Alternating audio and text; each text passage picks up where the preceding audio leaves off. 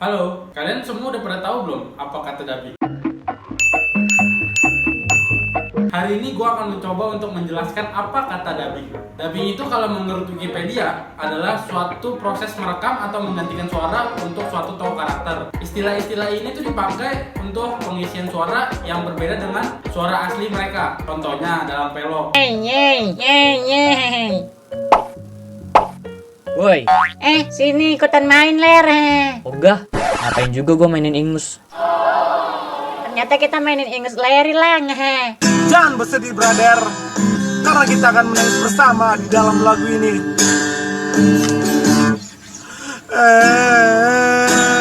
Dalam Pelo aslinya suara nggak begitu. Cuman karena kebutuhan untuk konten dalam Pelo, akhirnya dubbernya itu memposisikan suara yang khusus untuk tokoh karakter si dalam Pelo. Nah, selain dalam Pelo juga ada Minang Kocak. Dulu BBM naik kau nangis-nangis demi rakyat. Nyatanya sekarang kok egois?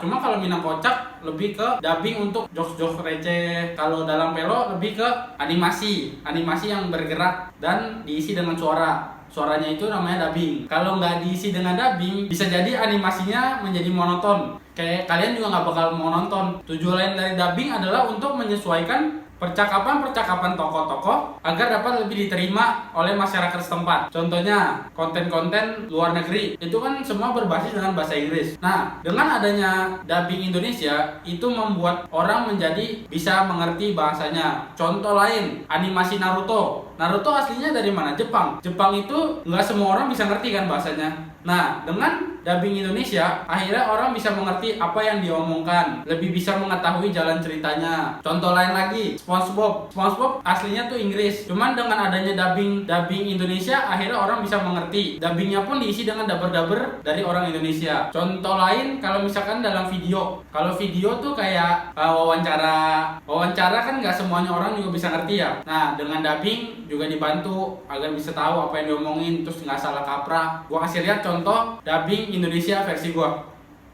Yang menurutku sangat menarik di film ini adalah perjalanan hidupnya itu di scene tribal council. Tidak semua orang suka sama dia. Aku antara suka dan benci adegan itu. Aku antara suka dan benci adegan itu. Jadi ini adalah jawabannya. Selain gue mau kasih tahu apa itu dubbing, gue juga mau kasih tahu tips menjadi dubber yang bagus. Yang pertama, pilih series kartun. I don't see how a world that makes such wonderful things. Hal ini tuh berguna untuk kalian yang ingin mencoba dubbing beberapa adegan atau animasi yang menurut kalian bagus. Tapi sebelum kalian dubbing, kalian harus tahu dulu bagaimana latar belakang ceritanya, genrenya untuk anak-anak atau dewasa. Jadi dengan tahu seperti itu, akhirnya kita bisa menempatkan diri. Kalian juga harus mengetahui latar belakang tokoh. Kayak contohnya, tokoh dengan karakter galak berarti suaranya harus lantang. Kalau semisal karakternya kayak keibuan, berarti suaranya harus lemah lembut. My, he's such a gentleman. Kita harus menyesuaikan bagaimana karakter itu hidup. Jadi penghayatannya lebih dapat dan akhirnya ceritanya pun bisa dimengerti oleh orang lain. Pelajari intonasi suara. Intonasi suara ini sangat penting. Dengan tidak adanya intonasi suara, karakter ini akan menjadi monoton. Contohnya, kalau lagi ngomong, lagi pengen marah, tapi ngomongnya datar, kan jadi nggak berasa. Contohnya nih ya, woi apa lu, woi, kan nggak bisa kan, nggak enak gitu. Kalau misalkan mau marah tuh langsung, woi apa lu, ngajak ribut ya, gitu. Itu baru namanya penghayatan, dan dubbingnya juga lebih berasa. Sesuai dengan mulut karakter. Kalian dari dubbing juga nggak bisa sembarangan. Kalian harus ngikutin bagaimana gerak-gerik mulut dari gambar tersebut. Kalau semisal bawa wawancara, harus lebih detail lagi. Kayak semisal dia ketawa pun kita harus ketawa dulu, jangan langsung ngomong terus. Tidak semua orang suka sama dia. Aku antara suka dan benci adegan itu. Kalau semisal animasi, mungkin animasi kita harus nyesuaiin juga ya. Kayak ngomongnya pas dia ngomong berhenti ya berhenti. Walaupun dia gerakan mulutnya cuma begitu-begitu aja.